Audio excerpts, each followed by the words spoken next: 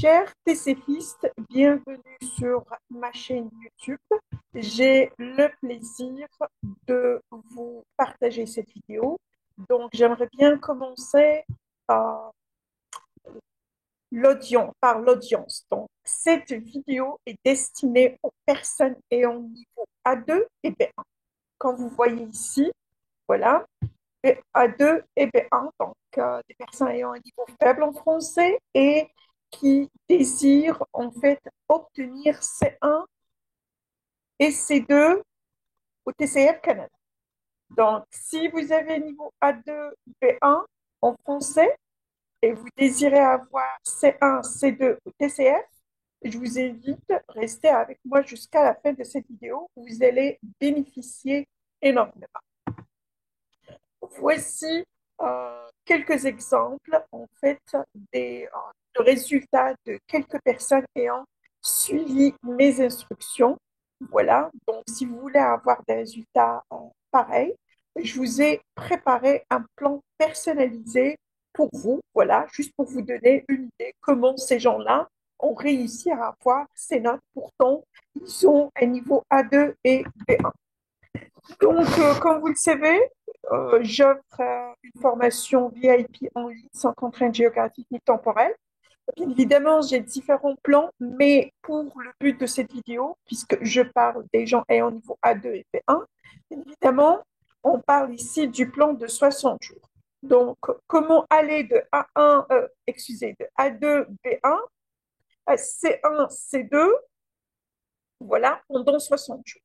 Donc, quand je dis 60 jours, je vais dire 8 semaines. Donc, je vais vous donner une idée sur le plan que je prépare pour mes apprenants. Voilà. Ce plan-là, il est seulement à 4 euros, voilà, 58 centimes par jour. Et donc, pour la période de 60 jours, c'est 275 euros. Voilà. Et en dinars algériens, c'est 55 000 dinars algériens. Voilà. Donc, voici le plan personnalisé que je prépare pour quelqu'un qui a des difficultés à réussir l'expression écrite et l'expression orale. Donc, bien évidemment, pendant cette période, nous, on couvre les quatre épreuves. Mais là, je parle, par exemple, si vous êtes faible en expression écrite et expression orale, on doit commencer par ça et on va travailler ça pendant 60 jours. Vous voyez? Et je vais aussi vous montrer comment faire. Hein. Donc, restez avec moi jusqu'à cette vidéo, jusqu'à la fin de cette vidéo. Donc, comme on le sait tous, on a trois tâches au niveau de l'expression orale. Pour la tâche 1, on a deux options. Soit ils vont vous dire, bonjour, pourriez-vous vous présenter? Et puis, il y a pas d'interruption. Donc, il vous laisse parler jusqu'à la fin. Ou bien, il vous pose cette question-là, mais il va avoir d'interruption. Par exemple, parlez-moi de vos projets futurs, que vous voulez immigrer au Canada, parlez-moi de vos parents, parlez-moi de vos enfants, de votre parcours d'études. Donc, il y a une liste des questions de la tâche 1. Nous, on couvre les deux. Voilà. Et pour la tâche 2, bien évidemment, il faut apprendre à formuler les questions correctement, varier les questions, pas seulement poser la question est-ce que, et aussi chaque thématique a un vocabulaire pertinent. En ce qui concerne la tâche 3, aussi on part de la structure parce que cette tâche-là vaut la moitié de la note. Donc, il faut respecter la structure et utiliser un vocabulaire pertinent. Moi, j'ai traité son sujet d'expression orale dans ce livre-là. Cela veut dire 50 sujets de la T2 et 50 sujets de la T3. Si vous voulez, vous pouvez commander votre copie PDF par email ou via WhatsApp. Non seulement cela vous donne une idée sur la structure de chaque tâche, mais aussi cela vous aidera à enrichir votre vocabulaire. Voilà, donc n'oubliez pas de regarder ma vidéo ou bien mes vidéos gratuites. Celle-là, c'est pour vous donner une idée sur les sujets. Par exemple, pour la T2, j'ai partagé 18 thématiques. Voilà, parce que parfois, une thématique, vous allez trouver trois ou quatre sujets. Voilà. Et là, j'ai donné la stratégie à suivre pour les trois tâches. Et bien évidemment, j'ai inclus un test d'évaluation gratuit. Il est important de savoir où vous êtes d'avoir une idée sur votre niveau actuel pour établir un bon plan. Voilà, euh, si vous voulez atteindre votre objectif. Et en ce qui concerne l'expression écrite, la structure, je ne sais pas, il y a beaucoup de gens, par exemple, qui passent le test d'évaluation gratuit. Ils commencent toujours par je vous écris pour vous. Est-ce que vous avez une idée sur combien de personnes qui commencent leurs essais comme ça? Et la personne qui corrige vos copies, elle a déjà lu ça plusieurs fois. Donc, dans sa tête, que vous ne méritez pas d'avoir des points sur ça. Vous voyez, c'est parce que vous pouvez l'apprendre par cœur. Par contre, nous, on fait un travail complètement différent. Et bien évidemment, on part de la consigne. Il est important de respecter le nombre min et max. Aussi, par exemple, ce qu'il vous demande d'inclure dans votre essai. Et bien évidemment, puisqu'on parle de l'expression écrite, on parle de la maîtrise de la structure complexe. Donc, c'est les phrases complexes. Quand je dis complexe, il va avoir des connecteurs, non seulement d'abord, ensuite, enfin, pour avancer, mais aussi mais, cependant, par conséquent. Vous voyez, c'est très important. Utilisez le vocabulaire pertinent. Bien évidemment, chaque thématique a un vocabulaire pertinent. Vous serez pénalisé ou récompensé euh, sur ça aussi. Tâche 1, tâche 2, tâche 3, donc il ne faut pas conjuguer les verbes, par exemple, au présent, donc 3, donc vous voyez. Donc il faut vraiment conjuguer vos verbes correctement. Évitez les fautes d'orthographe. Je vous ai déjà fait une vidéo des 40 fautes d'orthographe à éviter. Il faut la regarder. Et aussi la ponctuation, parce qu'ici, on parle d'un essai. Donc, on a ces vidéos pour vous. Ça, c'est la grille d'évaluation. Donc, vous pouvez la regarder pour avoir plus d'informations sur les clés de la réussite de ces trois tâches-là. Et là, j'ai un livre, Les sujets corrigés de l'expression écrite du TCF. On a 20 sujets de la T1, 20 sujets de la T2 et 20 sujets de la T3. Voilà, donc vous pouvez cliquer là-dessus pour avoir une idée sur les sujets qui sont inclus dans ce livre. Et là, on a les sujets d'expression écrite du mois de mars 2024. Donc, cela, il n'y a pas de correction, de corrigé, mais en fait, cela vous donnera une idée sur les sujets euh, de ce mois-là, puisqu'on est au mois de mars. Voilà, et vous pouvez les rédiger parce qu'on a plein de sujets répétés. Voilà. Euh, Si vous voulez avoir une idée sur la structure et enrichir votre vocabulaire au niveau d'expression écrite, je vous recommande aussi de commander votre copie PDF. Donc, vous pouvez me contacter par email ou via WhatsApp. Le prix, c'est 52 euros ou 8 900 dinars algériens. Voilà. Voici notre plan des 3 premières semaines. Parce que là, n'oubliez pas, je parle d'une personne ayant des difficultés à s'exprimer à l'écrit et à l'oral. Donc, nous, on travaille sur la base dans ces 3 premières semaines. Par exemple, la première semaine, on s'attaque seulement à la tâche 1 de l'expression écrite et l'expression orale. Par exemple, ici, regardez la vidéo de la tâche 1 de l'expression orale, plus s'ajuster au modèle donné. Parce que j'ai déjà donné un spécimen, il suffit de changer le nom, la ville, marié ou pas. Donc, vous voyez, donc j'ai déjà préparé un spécimen. Il suffit de changer, voilà, et me dire exactement euh, votre option, bien votre version, je voulais dire. Et là, le deuxième jour, puisque regardez, jour 1, 2, 3, 4, 5, 6, 7. Moi, je travaille 5 jours et mes jours de repos, c'est lundi et mardi. Voilà. Donc, le deuxième jour, c'est lire la correction. Et puis, on passe à la deuxième option. Là où je vous ai dit, parfois, il va y avoir interruption et il commence à vous poser des questions. Donc, nous, on va travailler sur ça dans jour 2 et jour 3. Bien évidemment, toujours, il va y avoir correction. Et puis, ça y est, comme ça, on a terminé toutes les questions possibles d'avoir dans la tâche 1.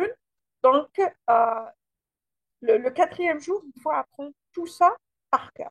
Parce que le cinquième jour, on a une séance live. C'est à vous de me dire l'heure qui vous convient. Je n'ai pas de problème avec parce que j'offre la flexibilité. Donc, ça, ce que je fais avec mes apprenants. Donc, si vous voulez réviser seul ou quelqu'un d'autre, j'essaie de vous donner un modèle de comment se préparer. Voilà. Et là, la cinquième séance, c'est une séance live, voilà, sur Google ou sur WhatsApp, selon la préférence du candidat.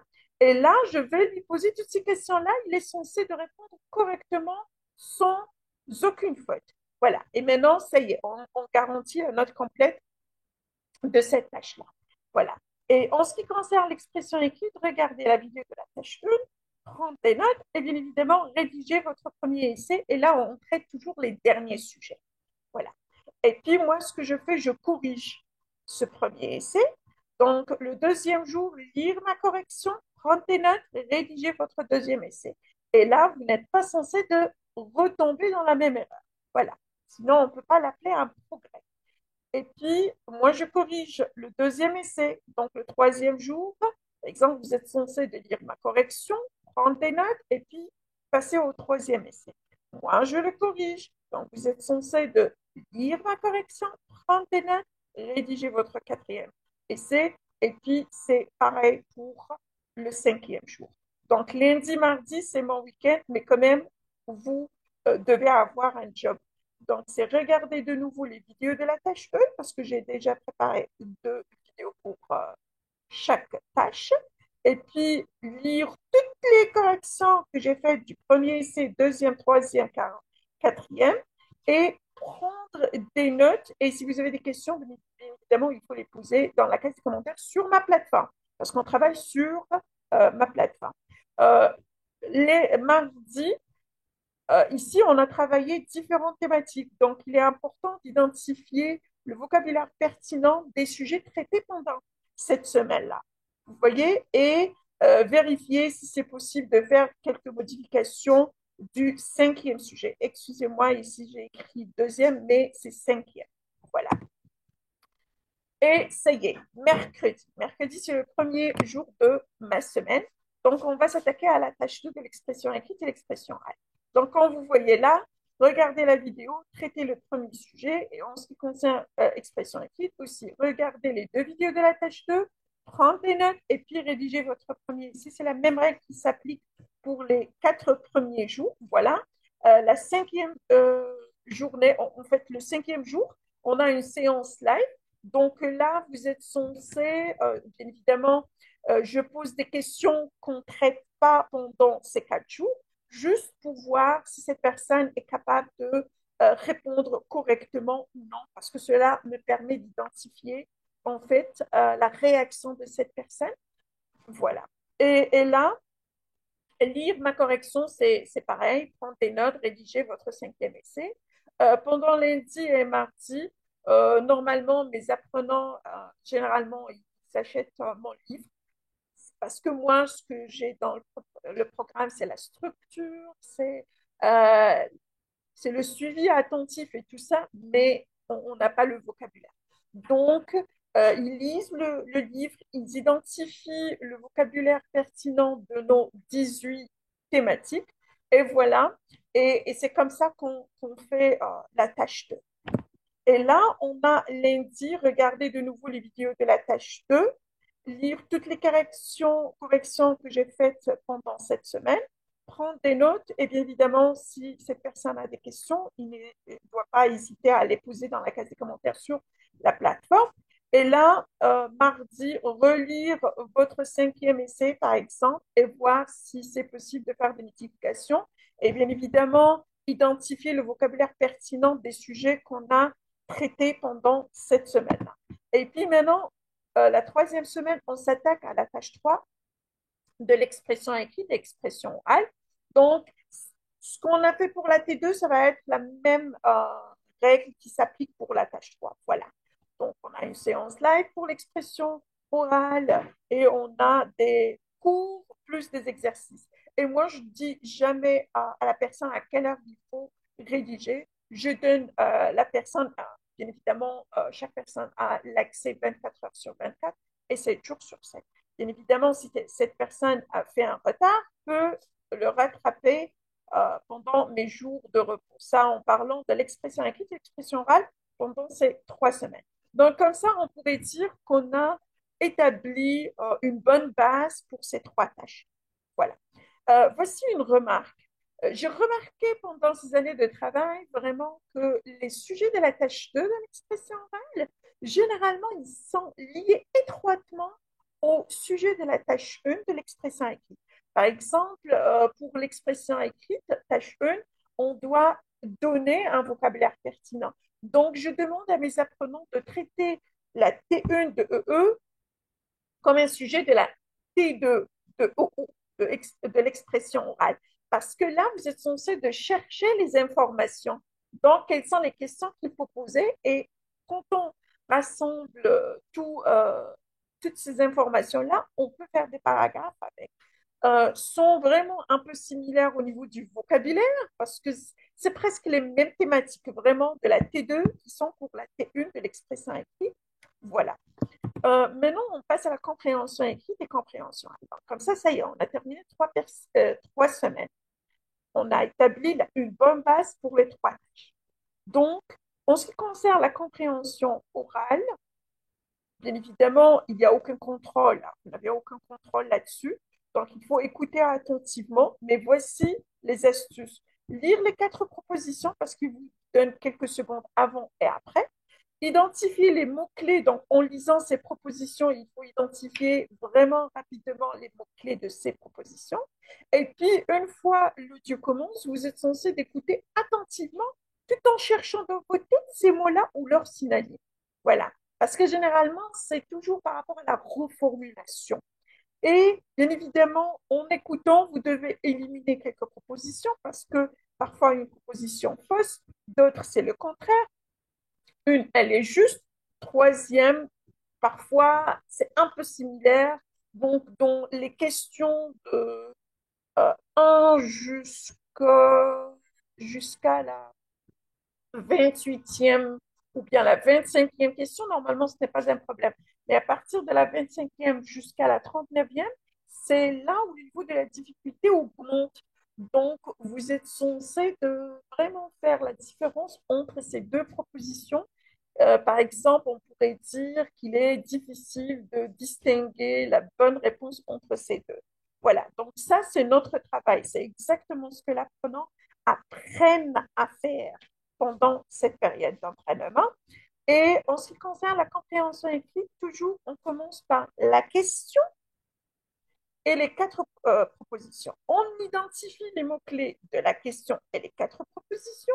Et seulement à ce moment-là, on commence euh, la lecture du texte tout en cherchant les mots ou leurs synonymes. J'appelle ça des informations clés. Voilà.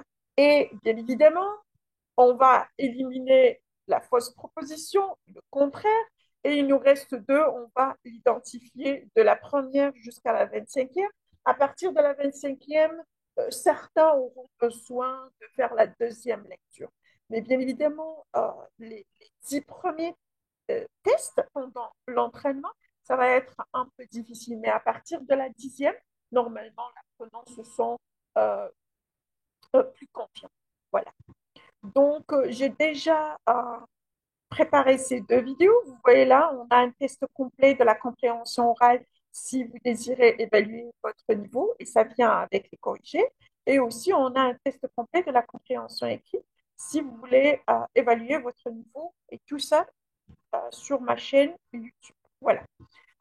Donc, voici le programme de 4 semaines, parce qu'on a environ 30, 30 28, je pourrais dire entre 26 et 30 sujets. Donc, voici, j'ai réservé 4 semaines pour s'attaquer à la compréhension écrite et à la compréhension orale. Avant, d'habitude, on faisait 2 CE, voilà, et quand on termine, on faisait 2 CO. Mais là, je me suis dit non, peut-être il faut mieux changer. Donc, on commence par la CO et puis CE.